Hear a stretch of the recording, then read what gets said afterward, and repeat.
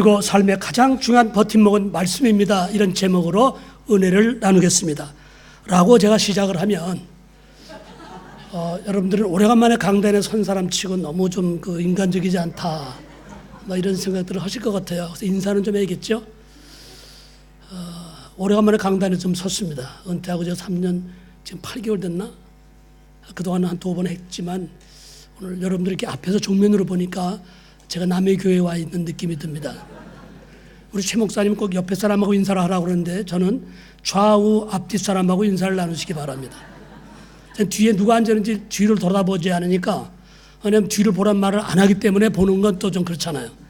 그래서 맨날 제 뒤에 누가 앉았는지 잘 못 보입니다. 그래서 집사람한테 물어보면 집에 가면서 내 뒤에 누가 왔었어 오늘 그랬더니. 근데 집사람 역시 몰라요. 자, 앞뒤 사람에게 이렇게 인사하십시다. 참 아름답습니다. 옆에 분에게도 You are very beautiful. Looks beautiful. Dr. Guang Shirley, do you know how much I love you?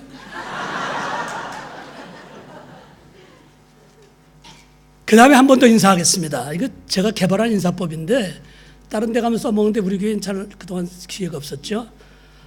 당신의 아름다움이 죄라면 그렇게 얘기하세요.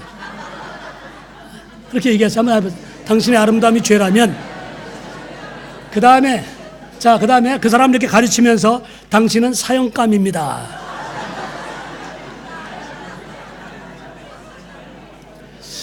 여러분들이 다 IQ가 잘못됐거나 정신적으로 좀 결함 있는 사람들 같아요.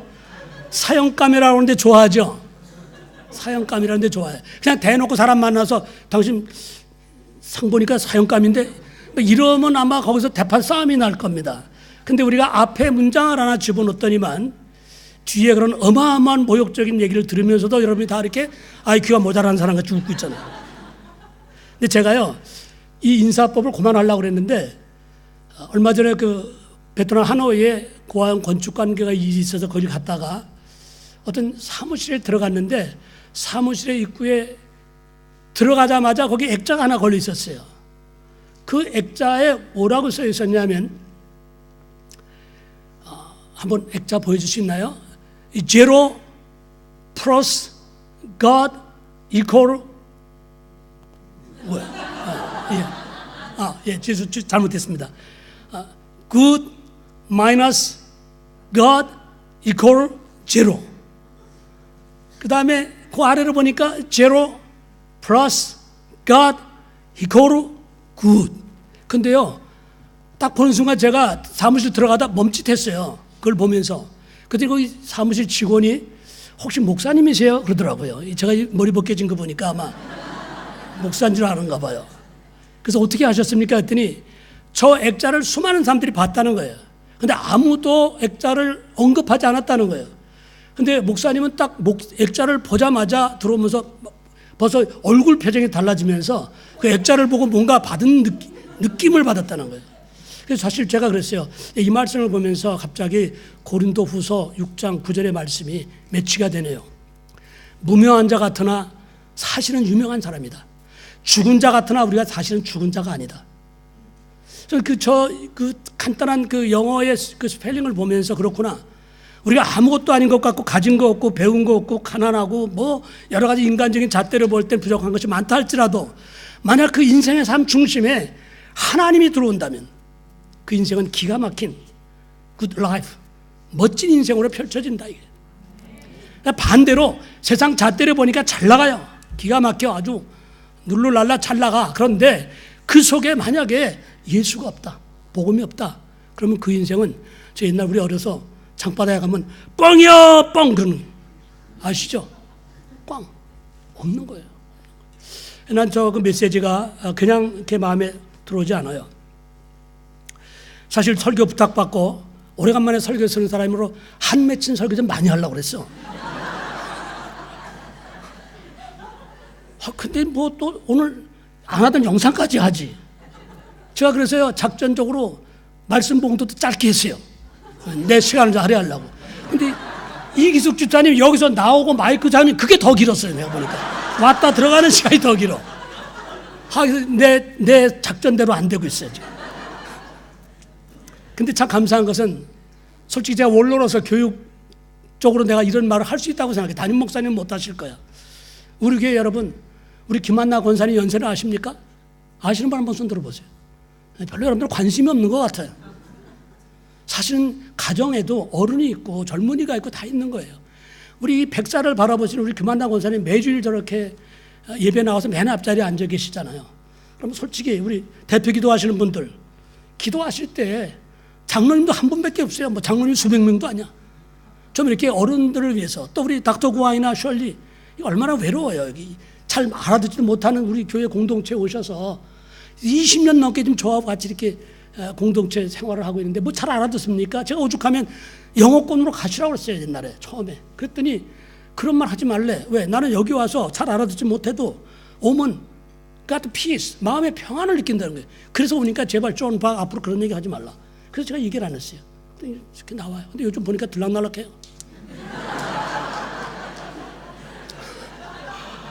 여러분들이 조금 제가 목회하면서 목회를 내려놓고 보니까 바깥에서 보니까 교회에서 전역으로 사역할 때는 제가 만나는 사람이나 환경이 정해져 있잖아요. 다 예수 믿는 사람은 교회 관련. 근데 이제 은퇴를 하고 자유롭게 되니까 좀 이렇게 바깥에서 교회를 객관적으로 바라보는 그런 시간을 갖게 되었어요. 근데 우리가 좀 부족한 것이 있다면 교육적인 거로 이걸 가르쳐야 되겠다. 대표기도 하시는 분도 우리 어르신들 건강도 위해서 한번 대목 한번 문장 하나 집어넣어 주시고 또 오늘 이수영 집사님 오늘 원로 목사를 난 처음 들었어요. 오늘 정말 이거는요 제가 제 옆구리질을 절 받는 게 아니라 여러분 여의도 순복음교회 한번 들어가서 장로님 대표기도 하는 거 들어보세요. 교회를 그래도 어쨌든 부족하지만 여기 한 가정으로 시작해서 여기까지 이렇게 왔으면 그래도 한번 이렇게 저하고 그렇게 왼수가 지지 않았으면 저 늙은이가 언제 내려가나 그런 마음을 안 가졌다라면 한 번쯤 이렇게 넣어주는 것이 이 교육용어로 말씀하는 것입니다. 교회 어른들을 위해서도 여러분들이 기도하실 때 한 번씩 넣어줘요. 다음 주 기도하는 사람 되게 스트레스 받겠지만 이건 제가 이제 현역으로 있으면 잘 못하죠. 그러나 원로로서 교회 어른으로서 또 여러분들이 교육용어로 말씀을 드리는 거니까 그걸 또 꼭 같게 이렇게 들으시면 안 되겠습니다. 아무튼 이번에 저는 하나님의 은혜와 또 제 아들의 도움으로 성지순례를 할 수 있는 기회를 갖게 되었습니다. 사실 성지순례 현역 있을 때 꼭 한번 하고 싶었어요. 하고 싶었지만 이민 생활을 제가 너무 잘 알기 때문에 성지순례라는 그 용어 자체가 사실은 좀 부담이 되고 성도들 열심히 살아가고 정말 하루하루 뛰는 여러분들 앞에서 성지순례 간다 이거는 사실은 좀 사치스럽게 느껴져서 못했어요. 그렇지만은 성지순례를 제가 조심스럽고 부담이 느껴서 못했지만 그래서 제가 이번에 떠나면서도 저의 부재를 꼭 알려야 될 분들 위에는 알리지 않고 조용히 다녀왔습니다. 우리 김유정 집사님은 제가 알려야만 돼. 우리 강아지를 맡겨야 되기 때문에 그래서 어쩔 수 없이 이렇게 알렸는데 이렇게 삐적삐적 다 이렇게 이제 알게 됐어요. 성지순례를 갔다 와서 무슨 깜짝 놀랄 만한 은혜나 도전을 체험하고 왔느냐 이렇게 묻는다면 사실은 예스라고 대답은 할 수 없어요. 글쎄요. Maybe. 어떤 관점에서 생각하느냐에 따라 다를 수 있겠지만 제 경우는 그렇습니다. 30년 가까이 된 집사 때부터 사역을 시작했으니까 그때부터 성경 가지고 씨름해온 사람인데 성경 속에 실제로 있었던 현장을 내가 직접 눈으로 보고 손으로 만져본다. 이거는 우선 자신의 신앙을 견고히 하는 데도 도움이 될 것이고 또 그런 경험을 가졌다면 설교할 때 그 설교 내용이 더 풍성할 수 있겠다. 이런 생각을 해봤습니다. 이번에 가서도 그 겟세마네 공사에서 내려다 보니까 성경이 더 확실하게 이해가 되는 게 거리가 한눈에 들어오는 거예요. 아, 여기서 이렇게 1km쯤 되는구나. 800m쯤 되겠구나. 이 거리가 되니까 성경을 이해하는데 굉장히 도움이 되었습니다. 아무튼 그래서 저는 오늘 어떤 말씀을 전해야 될까 사실 마음이 부담이 많이 돼요. 여러분들 뭐 큰 기대를 하시는지 모르지만은 사실은 모르겠어요. 왠지 이렇게 부담이 돼가지고 설교 원고를 몇 번 썼다 지웠다 막 찢어버렸다 그랬어요. 하여튼 어제 밤까지 막 고민했어. 뭐래나 성도들 혹시 기대하는데 기대는 하지 마십시오. 기대가 많으면 그래서 제가 그냥 기도하는 가운데 성령께서 주시는 것은 그냥 원론적인 얘기를 하라. 원론적인 기본적인 기초적인 것들을 다루라. 그런 생각을 했는데 운동선수들이 그러더라고요. 가끔가다 정기적으로 기본기를 익힌다고 그래요. 기본기를 다시 다질 때 실력이 더 늘어난다는 것입니다. 그래서 저는 성도들의 기본 무기인 하나님의 말씀을 주제로 나누는 것이 좋겠다. 그런 생각을 하게 되었습니다. 그 생각을 제가 또 결정지게 된 동기도 이번 여행에서 제가 특별히 쿰난 동굴이라는 제4번 동굴에서 발견되었다고 하는 두루마리 성경 사본을 보면서 그렇구나. 지금 영적으로 이렇게 혼란스럽고 어두워져간 이 시대 속에서 정말 이 시대를 살아가는 우리들에게 하나님의 말씀만이 이 시대를 밝히는 등불이다. 하나님의 말씀만이 우리 삶의 진정한 버팀목이 될 수 있다. 이런 마음의 확신이 더 각인이 되더라고요. 쿰난 동굴에서 발견된 사해사본은 보니까 베두인이었던 한 목동에 의해서 항아리 속에서 발견됐다고 합니다. 그 지역을 가보니까 석회암들이 많아요. 제가 과거에 영월에서 공사일로 영월 동관계라는 공사를 제가 한 적이 있었는데 그때 거기도 보니까 석회암들이 많은데 그쪽에 하니까 엄청 석회암들이 많았습니다. 동굴이 수도 없이 많아요. 그래서 얘기를 들어보니까 가끔 그 당시 목동들이 양을 칠 때 양이 한두 마리가 아니잖아요. 양이 수백 마리를 치는데 가끔 양들이 사라진다는 거예요. 그 동굴 굴로 들어가는 거예요. 굴로 양들이 굴로 들어가기 때문에 어느 굴 속으로 들어가는지 목동으로선 다 알 수가 없습니다. 그렇다고 그 많은 굴들을 일일이 다 들어가서 확인할 수도 없고 굴이 좁고 깊답니다. 확인할 수 없고 그래서 양들이 어디 갔나를 알려면 굴마다 목동들이 돌멩이를 던져본답니다. 굴이 좁고 아래로 쳐져 있기 때문에 돌멩이가 들어가면서 벽을 맞으면서 투다닥 벽을 맞으면서 만약에 그 안에 양이 있으면 양을 안 맞을 수가 없대요. 돌멩이에. 그 양이 돌멩이를 맞으면 비명소리를 낸다는 거예요.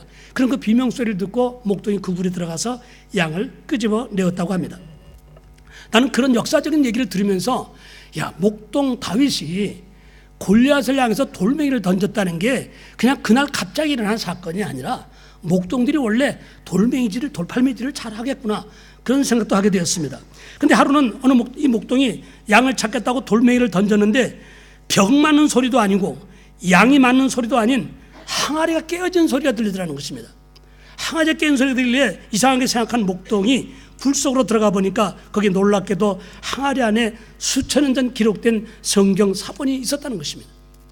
여러분 고고학적으로도 이건 엄청난 가치랍니다. 그리고 기독교적인 것은 물론이고 성경을 연구하는 분들에게 이것은 도저히 돈으로 계산할 수 없대요. 2500년 전, 3000년 전 그 기록한 문서를 발견했다는 것은 어마어마한 것입니다. 근데 어떻게 항아리 안에 말씀이 들어있을까를 제가 다른 그때 장로님들이나 집사님들 같이 갔던 분들이 약간 의심을 했는데 저는 우리가 요즘 에레미야서를 읽지 않고 있습니까? 근데 에레미야서 32장에 읽었던 기억이 나는데 거기 32장 14절에 보면 한번 우리 같이 한번 읽어볼까요? 시작. 만군의 여호와 이스라엘 하나님께서 이와 같이 말씀하시기를 너는 이 증서 곧 봉인하고 봉인하지 않은 매매 증서를 가지고 토기에 담아 오랫동안 보존하게 하라. 어디에 담아요? 토기에 담았다는 말씀이 성경에 있는 거예요. 그러니까 그 당시 거기다 담는 것이 오래 간다는 것을 알았다는 거예요. 그래서 로마들을 그 압박을 피해서 그들이 항아리에다 말씀을 담아가지고 그렇게 감춰놨다는 것입니다. 근데 이 두루마리가 하마터면 존재 가치를 모르는 고물상에 팔려가서 없어질 뻔한 위기도 있었답니다. 그 가이드 선교사님 말에 의하면 그 두루마리 성경이 발견된 해가 1947년 후반기인데 만약 그 전에 이 두루마리가 발견됐더라면 그 오래된 두루마리를 보관 유지할 수 있는 약품이 없었대요. 그러니까 햇빛을 보는 순간 너무 오래된 양피지에 쓴 글씨이기 때문에 그냥 먼지같이 없어져 버린다는 거예요. 그런데 다행스러운 것은 그 1947년 이른 봄에 그런 오래된 문서, 양피지에 기록되는 문서도 보관 유지할 수 있는 화학약품이 그때 같은 해 초에 발견됐다는 것이죠. 발명됐다는 겁니다. 자, 이런 걸 보면 어떤 분들은 그 우연의 일치지 뭐. 여러분, 그런데 저는 그 설명을 듣는 순간 막 짜릿하더라고요. 찌릿해요. 하마터면 그 사본을 우리 인간들의 손에 들어오지 못할 뻔했어요. 조금 더 일찍 발견됐더라면. 그런데 하나님께서는 절묘한 상황을 연출하셔서 그 절묘한 타이밍에 그 약품이 발견된 뒤에 그 성경을 유지 보존할 수 있는 약이 발명된 뒤에 바로 그것을 사람들 손에 얹히게 되었다는 것입니다. 여러분, 이것은요 우연의 일치가 아닙니다.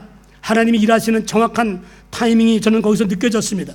하나님께는 하나님의 시간표가 있는 줄 믿으시기 바랍니다.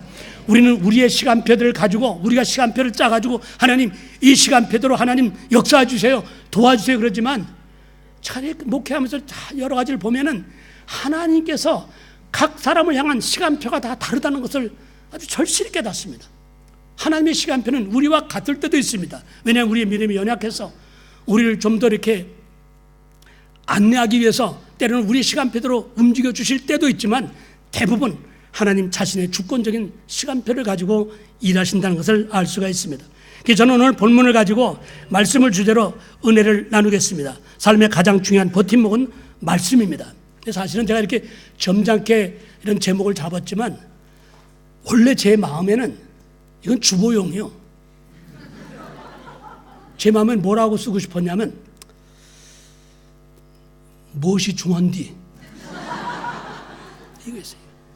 제가 베트남 항공을 타다가 곡성이라는 영화를 그 비행기에서 봤는데 난 그 전라도 사투리가 그렇게 투박하면서도 아주 그냥 이게 귀로 들리는 게 아니라 가슴을 먼저 들어와 말이 이상하게. 무엇이 중요한디. 정말 우리가 무엇이 중요한디를 제대로 안다면요 우리의 삶의 우선순위가 상당히 지금 바뀌어져야 될 부분이 많습니다. 그래서 제가 이 말씀을 주제로 얘기하고 싶은데 첫째로 말씀은 저와 여러분의 삶을 유지하는 자동차 연료와 같습니다. 믿으십니까? 자동차 아무리 좋아도요 연료가 없으면 뭐 움직이지 못하면 그냥 그 장소만 차지하는 애물단지가 되는 겁니다. 자동차는 이동수단으로서 역할을 감당할 때 비로소 그 사명을 다하는 것입니다. 그렇기 때문에 자동차 안에는 반드시 연료가 늘 들어있어야 됩니다. 마찬가지입니다. 하나님의 백성은 늘 하나님의 말씀이 우리 이 가슴 속에 영혼의 항아리 속에 하나님의 말씀이 늘 담겨 있어야 됩니다. 마찬가지 뭐 주일날 교회 와서 한번 듣는 그것이 전부라면 여러분 그 믿음 가지고 그 말씀 가지고 우리는 이 변화무쌍한 이 세파 속에서 정말 믿음을 지키며 앞으로 항해할 수가 없습니다. 말씀은 영적인 양식이기에 정기적으로 충분하게 섭취해야만 됩니다. 육신은 음식으로 연명하지만 우리의 영은 삼겹살로 살찌는 게 아니요. 우리 영혼은 하나님의 말씀을 대할 때 말씀을 읽고 그 말씀이 정말 그러한가 하고 그 말씀 속에서 하나님의 뜻을 캐려고 애를 쓰는 그런 갈망함, 그 사모함 뭐 이런 걸로 인해서 우리 영혼이 점점점 영혼의 근육이 생기는 것입니다. 이렇게 말씀드리면 어떤 분은 속으로 그래요. 뭐 속으로 하는 사람도 있고 용기 있는 사람은 겉으로도 하지만 목사님 건 누가 몰라서 못합니까? 습관이 안 된 걸 어떡합니까? 근데 습관이 안 됐다. 이건 사실 자랑할 얘기가 아니고 큰 소리 얘기할 게 아니에요. 습관이 안 됐다는 것은 안 돼서 안 하는 것, 습관이 안 돼서 안 하는 것이 아니라 아예 안 하는 거고요. 습관이 왜 안 됐습니까? 애초부터 생각이 없었다는 거하고 무관하지 않습니다. 저는 그렇게 봅니다. 만약에 말씀에 대한 갈망과 이것이 진정한 하나님의 말씀이다라고 그런 생각이 내 마음에 가득하다면 여러분 뭐 습관이 안 됐다는 말을 할 수가 없습니다. 습관이란 뭡니까?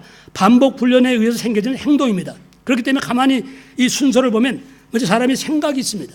생각이 행동을 만들고요. 그 행동이 반복되는 걸 우리는 습관이라고 말하고요.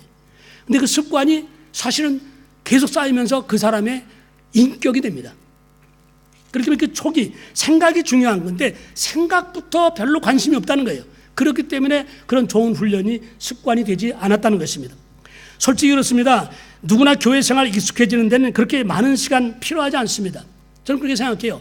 교회하고 전혀 경험이 없는 사람이라도 1년 적어도 2년 정도 암만 둔한 사람이라도 2년 정도만 공예배에 빠지지 않고 교회 출석하게 되면 뭐 찬송 같이 드리죠. 예배 같이 드려요. 그리고 뭐 기도도 유창하게 할 수 있어요. 제가 경험적으로 볼 땐 헌금 드리는 건 좀 시간 차이가 있더라고. 사람들마다 액수와 이 시간이 차이가 있지만 그 외에는 신앙생활하는 거 별로 어렵지 않습니다. 그렇기 때문에 우리는 교회를 오래 다녔다 혹은 교회에 직분이 있다 이것이 자랑이 될 수도 없고 훈장이 될 수도 없는 것입니다. 말씀을 듣고 본인이 읽고 연구하는 일에도 힘써야 되지만 특별히 오늘 말씀이 주어진 이 강단에서 저는 여러분에게 말씀 암송 훈련을 계속 한번 시도해 보시기를 권면하고 싶습니다. 왜냐하면 암송하라 그러면 암송은 자꾸 잊어버리는데요. 자꾸 잊어버리죠. 저도 뭐 자꾸 잊어버려요. 그러나 자꾸 잊어버리더라도 반복하는 거예요. 반복 훈련이 필요합니다. 왜냐하면 언젠가 인풋 된 게 있어야 필요할 때 아웃풋가 되는 거 아닙니까? 컴퓨터에 아무 자료를 집어넣지 않았는데 안 집어넣은 게 바깥으로 나올 리가 없습니다. 우리가 뭔가 다 잊어버리더라도 계속해서 말씀을 읽고 듣고 묵상하면서 암송하려고 애를 쓰면 그것이 언젠가는 하나님께서 성령의 감동으로 된 말씀이기 때문에 필요할 때 하나님이 적시에 그 말씀이 기억나게 해주시고요, 그 말씀을 사용할 수 있도록 하나님이 도와주시더라는 것입니다. 믿으시길 바랍니다. 범브라트 목사님이라는 분이 한간에서 복음 전하다가 러시아의 감옥에 19년간 갇혀 있었다고 합니다. 19년간 갇혀 있으면서 그분이 고백하는 건 그래요. 자기가 그 감옥에서 버틸 수 있었던 유일한 자산, 유일한 힘, 그거는 말씀 암송이었다는 것입니다. 이분이 600개의 단어를 암송했답니다. 그러니까 계속해서 그 말씀을 암송하면서 그 어려운 그 시간을 말씀 암송하면서 지냈는데, 안타까운 것이 시간이 점점 지나가면서 자꾸 기억력에서 말씀이 하나씩 둘씩 잊어버려 가더라고요. 기억력이 사라져 가더라고요. 그게 안타까웠다, 그렇게 고백하고 있습니다. 사랑하는 성도 여러분, 말씀이 능력인 줄 믿으시기 바랍니다. 말씀이 아무것도 아닌 것 같아도요, 사실은 말씀이 나를 향한, 또 공동체를 향한 하나님의 숨은 계획이 다 그 말씀 안에 숨어 있습니다. 말씀을 그래서 읽다가 듣다가 묵상하고 연구하다가 말씀 속에서 개인, 가정, 공동체를 향한 하나님의 뜻을 발견하게 되더라는 것입니다. 저는 멜번 개척 명령을 95년대 받았을 때 집사람과 우리 애들이 다 반대했어요. 좀 여기 이제 뉴카슬이 좀 세팅이 돼서 좀 잘 나가고 있는데, 이제 안정도 됐고 그러는데 또 딴 데 가서 따로 이렇게 시작한다는데. 근데 저는 엎드려 기도만 하면 막 멜번의 비전이 막 생겨요. 그래서 제가 제일 먼저 그 명령을 받고 뉴스에이전시 가서 지도책부터 샀어요. 요즘은 그냥 GPS가 다 있어서 필요 없지만, 가서 UBD라는 뉴스하우스 UBD인데 여기도 달라. 메르웨 여긴. 그래서 지도책을 사가지고, 가족들 몇 안 되는 가족이지만 여기 손 얹어.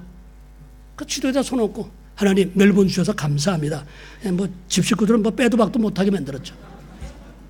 주셔서 감사합니다. 그리고 왔어요. 그리고 오자마자 그 미자원에 가서 머리하러 들어갔는데 어떤 아주머니가 바가지 쓰고 제 얘기를 하는 거야. 멜번에 순복음교회가 생긴대. 나도 들었어. 근데 오는 목사가 50이 훨씬 넘었다고 그러대. 그래서 제가 그 소리를 듣고, 내 얘기야. 그래서 50이 훨씬 넘었다니요. 이제 막 50인데요. 그랬더니 그분이 거울을 보고 나 뒤에 있으니까, 아저씨가 어떻게 알아요? 본인이니까 알지요. 그때 그분이 그랬어요. 목사님은 오래 계실 거죠? 사실 그분은 내가 볼 때 진정으로 오래 읽고 웃고 그게 관심 있어가 아니라 자기들이 말한 게 부끄럽고 막 당황해서 그렇게 얘기한 것 같아.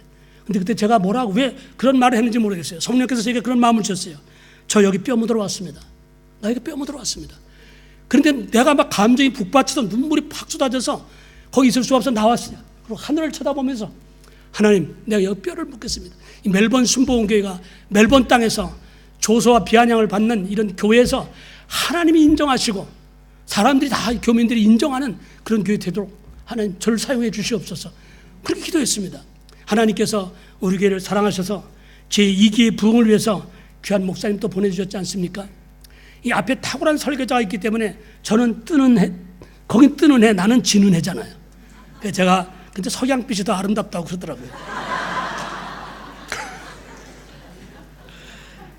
여러분, 말씀을 들을 때 죄송합니다만 여러분들 귀로 듣는 게 아니에요. 가슴으로 듣는 겁니다. 가슴으로. 어떻게 하는 게 가슴으로 듣는 겁니까? 가슴을 풀어주고 들으라, 그런 말이 아니죠. 그런 말이 아니라 잠언서 2장 4절에 보니까 영상 부탁합니다. 은을 구하는 것 같이 그것을 구하며. 은을 구한다. 여러분들 은을 찾아본 적이 없으니까 잘 느낌이 안 올 거예요. 광부들은 압니다. 그 광부들이 금광을 캘 때, 금과 은을 캘 때, 은을 캐기 위해서 곡괭이들 그 새카만 데 들어가서 껌껌한 칠흑 같은 어두운 데 들어가서 그 은이, 돌멩이에 은이 섞이면 얼마나 섞였습니까? 근데 그 큰 덩어리에서 조그만 은을 발견하려고 눈에 불을 켜는 겁니다. 그 은을 구하는 것 같이, 감추어진 보배를 찾는 것 같이 그것을 찾으면, 그랬습니다. 목마른 사슴이 시냇물을 찾는 것 같은 그런 갈망함으로 말씀을 찾으면, 그러면 5절에 보니까 여호와 경외하기를 깨닫게 될 것이며 하나님을 알게 되리라. 하나님을 안다. 여러분, 하나님을 안다는 것은 이름 석자를 안다는 게 아니에요. 남자가 여자를 안다, 그 말은 우리가 어떻게 성인들을 해석할 수 있잖아. 그런 깊은 의미가 있는 것입니다. 하나님을 안다는 것입니다. 여러분, 하나님을 바로 알면은요, 내가 인생을 어떻게 살아야 될지, 내 인생 방향 감각을 먼저 찾게 됩니다. 지금 내가 제대로 가고 있는지 잘못 가고 있는지를, 말씀 있는 사람은 설령 잘못 갈 때도 내가 지금 잘못 가고 있다는 사실을 깨달아. 그렇기 때문에 소망이 있어요. 근데 하나님을 알지 못하면 깨닫지 못해요. 그 길로 가다가 결국 성경의 파멸의 길을 만나게 된다는 것입니다. 여러분, 왜 사람들이 아무렇게나 삽니까? 사실은 솔직히 말하면 하나님을 아무렇게나 생각하기 때문에 그런 현상이 나타나는 것입니다. 말씀을 대할 때 그렇기 때문에 우리는 습관적으로 대충대충 듣거나 읽지 말라는 것입니다. 제가 이 말씀을 준비하면서요, 예레미야서 52장까지 있잖아요. 요새 우리가 계속 그 말씀을 매일 성경을 통해서 나누고 있는데, 여호와의 말씀이니라 이런 말이 반복되길래 제가 그걸 한번 어제 오후 내내 내가 책상 앞에 앉아서 정말 꼼짝도 않고 칼라펜 가지고 체크를 했어요. 모두 309번이 나와. 1장부터 52장까지 여호와의 말씀이니라, 아니면 만군의 여호와께서 말씀하시니라, 같은 맥락이기 때문에 그런 같은 의미의 말씀을 찾아봤더니 300번이 넘게 그 짧은 52장까지에 그렇게 말씀이 나오더라는 거예요. 왜 하나님께서 그 동일한 말씀을 지면을 활용하면서 여호와께서 말씀하시냐, 이게 누구 말씀인지, 이 말씀의 권위가 누구인지를 바로 알라는 것입니다. 누가 한 말이냐에 따라서 사실은 우리가 권위가 실려있지 않습니까? 대통령이 한 말과 저 지방 면업자 통장이 한 말은 또 권위가 차이가 있습니다. 다 무시해서는 안 되지만 권위의 차이가 있는 것입니다. 근데 이렇게 말하면 읽기는 나도 읽어야 되는데 그거 잘 안 되네요. 근데 왜 안 될까요? 차분히 좀 앉아서 읽어야 되는데 이상하게 마음의 여유가 없습니다. 이 일 저 일 하다 보니까 시간도 안 나고. 그래서 솔직히 말씀을 보기 위한 시간적 배려를 나의 삶의 우선순위에서 뒤로 밀어놨기 때문에 나타난 현상이지, 정말 시간이 없어서 말씀 볼 수가 없었냐? 우리는 그 질문 앞에 좀 고개가 갸우뚱됩니다. 왜? 친구들 사이에 하는 말 중에 그런 말 있죠. 야, 나 말이야 아주 바빠서 아직 밥도 못 먹었다. 아직 밥도 못 먹었다. 아직 밥도 못 먹었다. 그 말은 밥이 중요하다는 것을 간접적으로 얘기하고 있는 거예요. 밥 먹는 게 우리는 중요한 거야. 그런데 아직 바빠서 밥도 못 먹었다. 이 밥 못 먹으면 굉장히 큰 사건으로 합니다. 그래서 결국은 어떻게 해서든지 밥을 찾아 먹습니다. 시간을 쪼개서 밥을 먹었다기보다는 밥을 먹기 위해서 시간을 별도로 낸 것입니다. 그래서 제가 아까 말씀드렸지만 오늘 설교 제목을 삶의 가장 중요한 버팀목은 말씀입니다 이렇게 점잖게 썼지만, 실은 내가 무엇이 중요한디? 이렇게 여러분들에게 따지고 악센트까지 녹았고 그냥 무엇이 중요한디? 이렇게 정말 하나님이 살아계시다면 여러분, 말씀을 우습게 하는 사람들에게 하나님이 강력한 말씀으로 우리에게 그렇게 책망하지 않겠습니까? 바쁘다고 이리 뛰고 저리 뛰는 사람에게 무엇이 중요한디? 나는 여러분들이 오늘 설교 다 잊어버려도 계속 집에 가면서 그냥 무엇이 중요한디? 무엇이 중요한디? 이러고 좀 갔으면 좋겠어요. 이게 정말 말씀의 소중함을 바로 안다면 우리의 삶의 우선순위가 많이 바뀌어야 돼요. 하려 하는 시간과 순서가 많이, 이게 개혁이요. 이게 진정한 개혁이요. 사랑하는 성도 여러분, 평범한 말 같지만 말씀을 대하는 우리의 태도에 따라 우리의 삶이 영적으로 풍요해지는가 영적으로 빈곤해지는가 하는 현상이 나타난다는 것입니다. 우리의 삶에는요, 양보해야 될 일이 있고요, 양보해서는 안 되는 일이 있습니다. 여러분 영혼의 창고에 날마다 말씀을 차곡차곡 쌓는 이런 일은 양보할 일도 아니고 시간적으로 미룰 일도 아닙니다. 바라기는 여러분들의 한 분 한 분 영혼의 항아리에 말씀이 가득가득 담겨서 영혼이 잘된 자의 삶을 사시는 여러분들이 되시기를 예수님의 이름으로 축원합니다. 두 번째로, 말씀은요, 한 인물, 한 사건에 초점을 두고 있다는 것입니다. 성경은 한 권의 책으로 되어 있는 것 같지만 실은 구약이 39권, 신약 27권 해서 66권으로 되어 있습니다. 구조가 그렇습니다. 이 성경 한 권이 완성되는데 학자들 말에 의하면 무려 1500년이 걸렸습니다. 성경 한 권이 완성되는데 1500년이 걸렸다. 이 지구상에 여러분 눈을 아무리 비비고 찾아도 책 한 권 만드는데 1500년 걸린 책이 있습니까? 도저히 없습니다. 1500년 걸렸다는 말은 또 다른 말로 한 사람이 썼다가 아니라는 것입니다. 실제적으로 성경 기록자가 모두 34명으로 되어 있습니다. 적자, 기자, 미장도 있지만 어쨌든 34명의 이름은 확실합니다. 그런데 그 사람들이 한 시대의 인물들이냐? 아니면 한 교회 다녔던 사람들이냐? 아니요. 각자 살았던 시대가 달라요. 그 다음에 문화가 다릅니다. 그리고 환경이 달라요. 서로 만나서 작당을 해가지고 성경을 만든 게 아니에요. 서로 알지도 못합니다. 그런데 신기한 것이 있습니다. 신기하게도 마치 한 사람이 하루에 다 기록한 것처럼, 이게 놀라운 일입니다. 한 사람이 하루에 다 기록한 것처럼 구약과 신약이 물 흐르듯 한 곳을 향해서 흐르고 있고요, 사건과 내용이 서로 하모니를 이루고 있다는 것입니다. 여러분, 이거는요, 이건 생각할수록 소름 끼치는, 이건 놀라운 일입니다. 이런 일을 예사로 하는 그 사람은 예사 사람이 아니야. 진짜요. 어떻게 이런 일이 일어날 수 있는가? 그렇게 가능한 일은 한 가지 때문입니다. 한 가지 그들에게 공통점이 있었습니다. 시대가 다르고 사는 지역이 다르고 생각이 다르고 국적이 달랐는데도 그들에게 공통점 한 가지, 그건 뭡니까? 성령의 감동을 받은 사람들이었다는 것입니다. 믿으십니까? 성령의 감동을 받게 되면요, 우리가 호주에 와서도요, 누구하고도 소통이 가능합니다. 믿는 사람들끼리는 소통이 가능한 이유가 이 성령의 만지심과 교통 때문에 그렇습니다. 성령의 감동을 받았다. 베드로후서 1장 21절에 보니까 예언은 언제든지 사람의 뜻으로 낸 것이 아니요 오직 성령의 감동하심을 받은 사람들이 하나님께 받아 말한 것이라. 이 말은 무슨 말입니까? 받은 말씀이에요. 자기들이 아이디어를 내서 기록한 것이 아니라 하나님께로부터 그대로 받아서 그냥 단지 옮기는 일만 했다는 것입니다. 누가 이걸 받았습니까? 성령의 감동을 받은 사람들이. 그래서 디모데후서 3장 16절에 보니까 모든 성경, 거의 모든 성경인데 지금은 신구약이지만 그 당시는 구약밖에 없었습니다. 신약이 아직 완성되지 않았기 때문에. 그러니까 구약의 모든 성경은 하나님의 감동으로 된 것으로 이렇게 말하고 있습니다. 이 말은 엄밀히 말해서 사람이 썼지만 그러나 저자가 사람이 아니라 하나님이라시는 것입니다. 하나님이 썼다는 것입니다. 여기에 성경에 절대 권위가 있습니다. 우리가 성경을 예사로 보서는 안 되는 이유가 이게 하나님의 말씀이 담긴 살아계신 하나님의 음성이 있는, 소리는 안 들리지만 읽다 보면 이게 소리로도, 내 영혼의 소리로 이게 변환이 돼서 내 마음속을 때리는, 울리는 그런 말씀이 하나님의 말씀이라는 것입니다. 그렇기 때문에 하나님의 말씀은 시대가 바뀌고 문화가 다르고 각종 변수가 많은 이 시대 속에서 여전히 글자 하나하나, 아니 획 하나까지도 빼거나 더하거나 보완하거나 수정이 필요 없는 이수정 집사는 필요해요. 수정이 필요 없는 그런 완전한 하나님의 말씀이 되고 있다는 것입니다.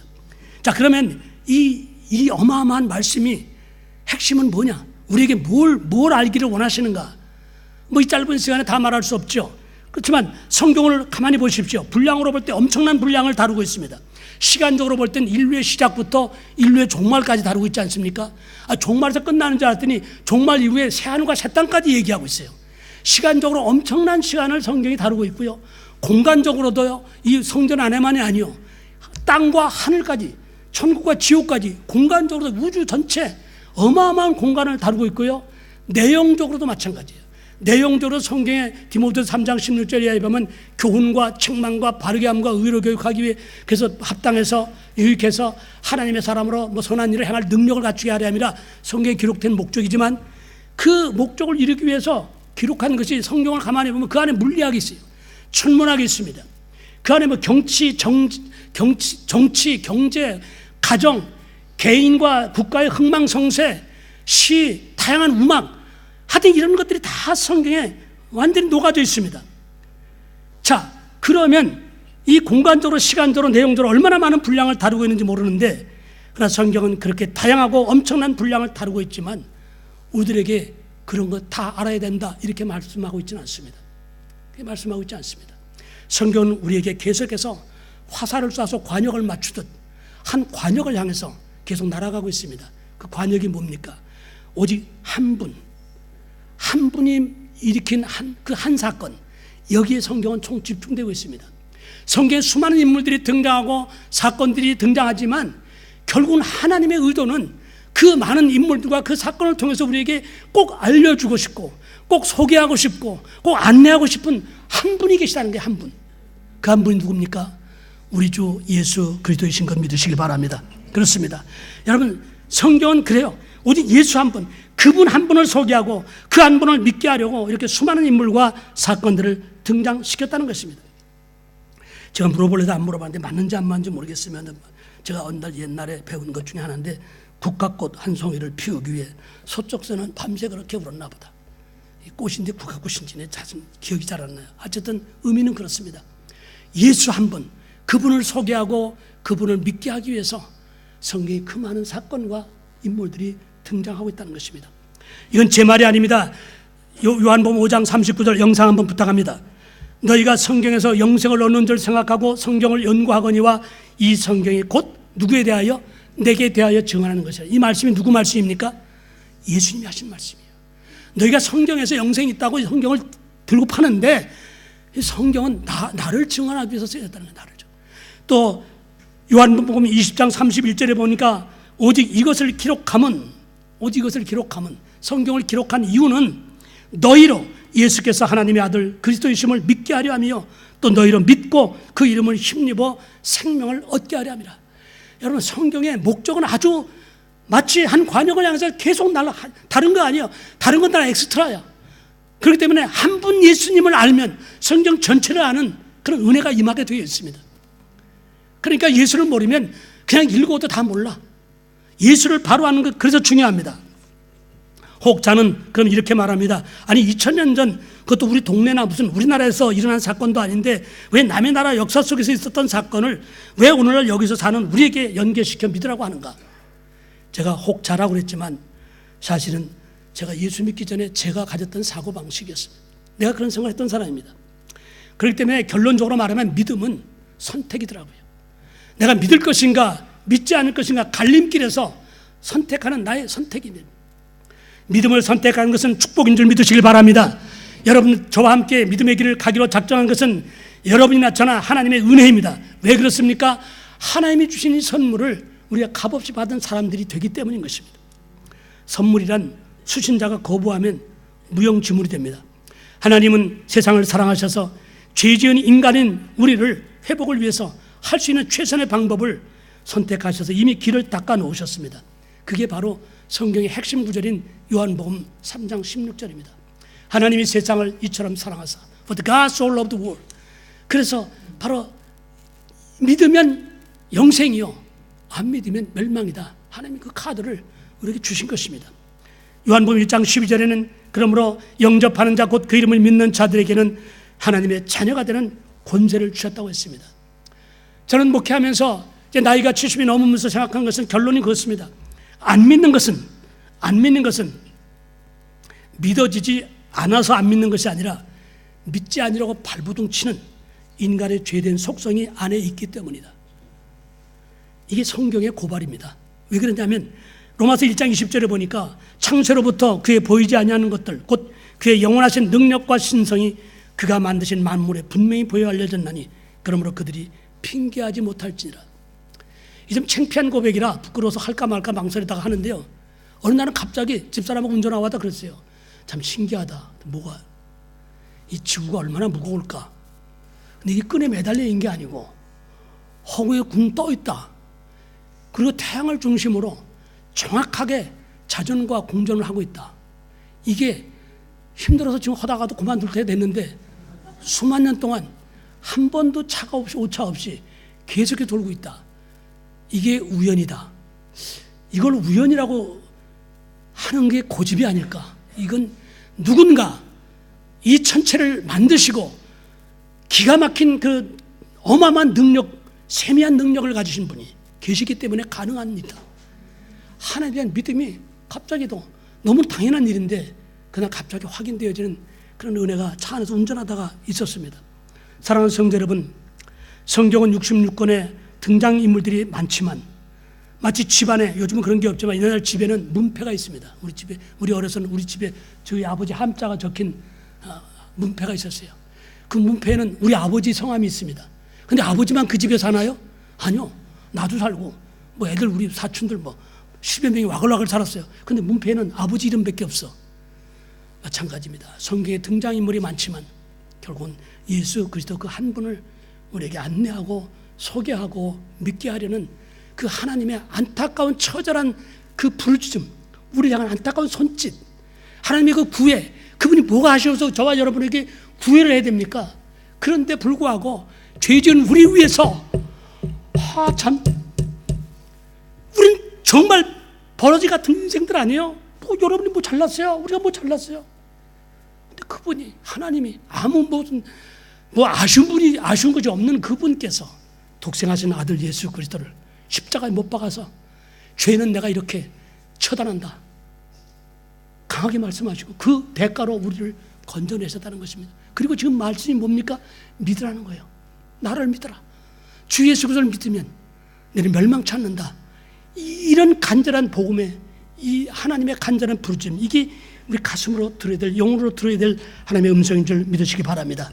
예수만이 진리가 되는 것을 믿으시기 바랍니다. 예수만이 생명이고 예수만이 참된 길이 되는 것입니다.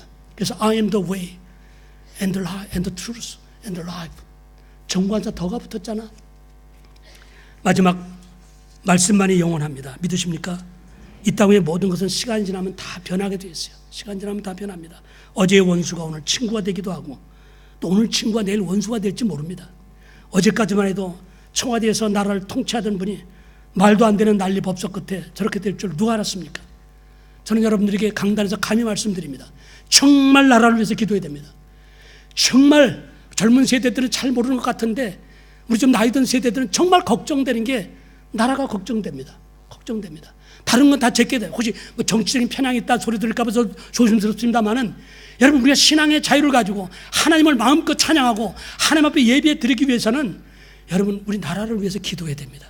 지금 이 마음껏 누릴 수 있는 신앙의 자유를 우리 계속 공유하기 위해서는 우리는 기도해야 됩니다. 지도자들을 위해서 기도하고 나라가 잘못된 세력에 먹히지 않도록 기도해야 되는 것입니다. 좀 오래된 얘기가 본인에게 물어보지 않고 해서 죄송합니다만 말씀은 영원합니다. 말씀은 변함이 없습니다. 우리 신성훈 집사님, 지금 집사님은 그때 형제님이셨어요. 저희 얘기를 하니까 귀가 번쩍 또 뜨시겠는데 죄송합니다. 결혼 필요할 때 마운틴 단대롱 마운틴에서 결혼식 필요할 때 누가 그런 질문을 했어요. 하여튼 그때 지금의 우리 윤 집사님을 신부로 택하게 된 동기가 무엇입니까? 그렇게 물었습니다. 그래서 우리는 아주 멋진 수사학적인 그런 설명을 은근히 기대했어. 근데 우리 신 집사님이 그때 딱 일어나더니 아주 간단 명료하게 한마디 했어요. 이쁘잖아요. 본인 기억하실 거야. 이쁘잖아요. 그래서 우리가 그냥 질문했던 사람들이 우리 긴장했다가 그냥 뚝 들어갔어. 근데 정말 그렇지 아름답죠. 우리 이번에 또 안준서 형제님 저한테 그 청첩 그 보대하는데 정말 두 분이 아름답더라고요. 참 이분들의 그 아름다움은 아까 서두에 인사한 것처럼 사랑감이요. 정말 멋져요. 근데 여러분, 우리 여기 바나바셀 어른들이 앉아 계신데 저분들이 젊었을 때부터 저렇게 얼굴에 주름이 있었지 않을까요? 아니요. 한때는 여러분들 못지않게 다 피둥피둥하시고 싱싱 왔다 갔다 했어요. 저는 젊었을 때 이렇게 머리가 다 위출한 거 아니었어요. 사역하면서 정말 이렇게 어느 날 보니까 머리가 하나 둘씩 어느 날 갑자기 막 단체로 위출하더라고요. 외모에 너무 신경 쓰지 마십시오. 이쁜 거는, 어떤 분이 이쁜 거에는 유통기간이 있대요. 유통기간. 그렇습니다. 이쁜 거에 대한 감각이 둔해집니다. 어느 정도 시간이 지나면 처음에는 이쁘다 그러는데 계속 보면 전 집을 장만하고요. 한 10년 되니까 처음에는 집에 들어갈 때마다 야, 우리 집이 이렇게 멋있다 그랬어요. 근데 그 멋있다는 느낌이 점점 지금은 그냥 당연히 들어가는 거예요. 뭐 강아지 집 들어가도 지금 아무 느낌도 없이 들어가요. 물론 감사는 하죠. 감사는 하지만 그렇게 처음 구입했을 때 그 감격 없어요. 이 세상 것은 다 그래요. 시간이 지나면 다 이렇게 쇠해지고 그렇게 점점점 이렇게 질투러져 가게 되어 있습니다. 자, 이쁜 것도 그렇기 때문에 오래 못 가면 유통기한이 있어요. 근데 또 어떤 분이 그러더라고요. 안 이쁘면 아예 유통 날짜도 없다고 그러더라고요. 잎은 마르고 꽃은 시들어 떨어지게 되어 있습니다. 근데 잠언서 31장 30절에 지혜서의 말씀이죠. 거기 보니까 고운 것도 거짓되고 아름다운 것도 헛되나, 그러면서 아주 멋있는 결론을 내리더라고요. 오직 여호와를 경외하는 여자는 칭찬을 받을 것이라. 아멘. 여자 성도님들 아멘이십니까? 여호와를 경외하는 여자가 칭찬받는다는 거예요. 제가 목사라 그런지 몰라도 하여튼 신앙 좋은 형제나 자매를 보면 하여튼 무조건 다 이쁘게 보입니다. 이쁘게, 진짜 이뻐요. 신앙 좋은 사람은 그렇게 막 신뢰가 가고 그냥 뭐 좀 사주고 싶고 막 이뻐요. 그런데요, 무지무지하게 이쁜데 이게 신앙이 개떡 같잖아. 그러면요, 그 이쁜 것까지도 가증스럽게 보여. 이게 이제 일종의 직업병이죠. 직업병. 제가 너무 외모에 신경 쓰지 말라고 해서, 그렇다고 우리 집사님도 특별히 주일날 아무렇게나 하고 교회 오지 마세요. 이건 아닙니다. 노숙자 차림으로 막 교회 온다. 아니, 그 집에 노숙자 옷밖에 없으면 어쩔 수 없어요. 어쩔 수 없죠. 그냥 노숙자 옷이라도 다려 입으세요. 다려 입고 빨아서 입고. 하나님 앞에 우리가 예배드리는 기본 자세는 것이 있어요. 외형은 중요하지 않다고 그랬지만 아니요. 외형도 영향이 있어요. 외형이 내면을 이렇게 건드리더라고요. 제가 옛날에 한국에서 예비군 훈련 받을 때 예비군 옷을 갈아입는 순간 갑자기 여자들 지나가면 해파람을 보고 싶어져. 이게 껍데기가 주는 영향력입니다. 아니 신부가 드레스를 입고 막 디스코를 추겠습니까?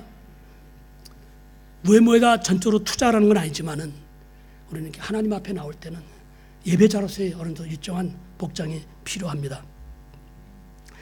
여러분, 제가 감사한 것은 영원토록 변함이 없는 것은 바로 우리 예수님이십니다. 예수 그리스도는 어제나 오늘이나 영원토록 변함이 없다고 했습니다. 올해 저는 하나님의 은혜로 따져보니까 7나라를 다녔고요. 호주 안에서도 여러 도시를 그 어느 때보다도 빈번하게 오고 갔습니다. 근데 그러다 보니 어디 갔다 와 보면 우리 교회 와 보면 남의 교회 온 것 같이 뭔가 이렇게 새로워져 있고 새로운 얼굴들이 있고 그랬습니다. 막 주의 종들도 못 보던 사람들이 있고 오늘 찬양 인도하신 우리 교회에서 그 상당히 중량이 나가시는 분이 찬양을 인도하지 않나. 뭐 일단 그랬어요. 그래서 제가 하나님이 주는 은사 가운데 하니까 제가 빠르게 적응하는 뭐 캄보디아나 베트남 어떤 데 가서도 적응을 빨리 합니다. 뭐 이렇게 변화해도 나름대로 좀 순발력 있게 적응하려고 애를 쓰는데 그래도 그 변화는 익숙하지 않아요. 좀 말씀과 성령의 능력으로 불신자를 구원시켜 헌신 있게 하고 이들 사역자로 양육하는 교회, 이 교회 비전이었죠. 구호도 불신자를 헌신자로, 헌신자를 사역자로, 그리고 인생 실패자를 성공자로 막 이렇게 구호를 외쳤는데 이 뭐 구호부터 비전부터 다 발라지기 시작하면서 뭐 와보니까 우리 조 목사님이 여기 와 있지, 뭐 와보니까 또 여러 사람들이 와 있지. 이 좀 적응하는데 상당히 좀 혼란스러웠습니다.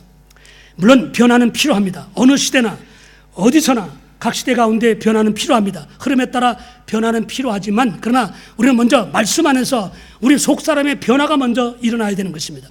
그래서 저는 우리 교회가 추구하는 말씀 개혁 운동이 우리 담임 목사님을 선두로 해서 이 말씀을 통해서 계속 일어나는 그런 일들이 일어나기를 바랍니다. 말씀을 정리하겠습니다. 세상 문화는 우리가 아는 것처럼 발전을 거듭합니다. 조명시설 하나만 해도 얼마나 세상이 밝아졌는지 몰라요. 근데 아웃사이드에 밝아진 조명만큼 우리의 마음까지 밝아졌느냐? 이상하게 마음은 점점 바깥의 세상과는 반비례로 점점 사람들이 좁아지고 어두워져 가는 것을 느끼게 됩니다. 자동차를 비롯한 각양의 이동수단들이 발달해서 사람들은 이곳저곳으로 빠르게 이동들 하고 있지만 여전히 많은 사람들이 어디로 가야 될지 방향을 모르고 의미 없이 오고 가고 있다고 하는 것입니다. 바로 이런 시대 속에 살아가고 있는 우리에게 정말 필요한 게 뭘까요? 정말 필요한 것은 그러므로 더 나은 사회복지도 아니고 더 나은 의료 혜택이나 더 나은 첨단 문화가 아니라 사실 말씀과의 뜨거운 만남이라고 저는 생각합니다. 말씀과 뜨거운 만남을 사모하시고 갈망하는 성도들이 되시기를 축원합니다. 왜냐하면 이 세속의 풍랑 속에서 우리가 그래도 믿음을 지키고 살아갈 수 있게 하는 영적인 보약은 말씀밖에 없기 때문입니다. 말씀밖에 없습니다. 저는 그저께인가 12월 달 달력을 펼치면서 이게 한 장밖에 안 남았더라고요. 다른 해와 달리 마음의 느낌이 있어요. 우리 인생에도 나의 인생에도 마지막 달력을 보듯이 내 인생의 마지막이 있을 것이구나 그런 생각을 하게 되면서 마무리를 잘해야겠다 그런 생각을 하게 됩니다. 지난 10월 20일이니까 한 40일쯤 됐네요. 여러분들 관심 있는 분들은 아셨겠지만 이 시대의 영적으로 거장 중에 한 분이신 유진 피터슨 목사님이 하나님의 품에 안겼습니다. 사실 그분의 별명은 목회자 중에 목회자입니다. 이분의 저서를 통해서 수많은 목회자들이 기쁨으로 사명에 헌신할 수 있도록 세상으로 나갔다로 돌아온 그런 분들이 얼마나 많은지 모릅니다. 수많은 저서를 그분이 통해서 하나님을 소개했습니다. 그런데 이분이 마지막 유언이 참 의미가 있습니다. 제가 그 마지막 유언을 기록한 책을 보면서 참 마음이 여러 가지 생각을 하게 되었습니다. 그 침상에 둘러선 많은 사람들이 있었는데 그 사람들에게 미소를 몇 번 보이더니만 그분이 마지막 한 말이 Let's go, Let's go. 아니 우리가 볼 때 숨을 거두는 순간은 인생의 마지막 아닙니까? 근데 Let's go는 뭡니까? 새로운 시작, 어디로 가자는 거 아닙니까? 같이 함께 갑시다. Let's go, 함께 갑시다. 자, 사람들은 죽음을 인생의 마지막으로 생각하지만 이분은 마지막이 아니라 새로운 시작이라는 것입니다. 저는 그 사람이 Let's go 이렇게 말했을 때는 이분은 분명히 영혼에 대한 또 다른 영적인 세계에 대한 소망이 확실한 사람이요, 그것을 기록한 하나님의 말씀을 100% 믿는 믿음의 사람 아니고는 이런 소망의 언어를 그 인생의 마지막 순간 숨을 거두면서 할 수가 없다, 이런 마음에 확신이 오더라고요. 사랑하는 성도 여러분, 말씀은 영원한 줄 믿으시기 바랍니다. 저는 그래서 오늘 계속해서 이어지는 우리 성탄의 떡과 잔을 통해서 우리 교회가 추구하고 있는 영적 개혁 운동이 말씀을 사모하고 갈망하는 말씀 운동을 통해서 불길처럼 일어나게 되기를 예수 그리스도의 이름으로 축원드립니다.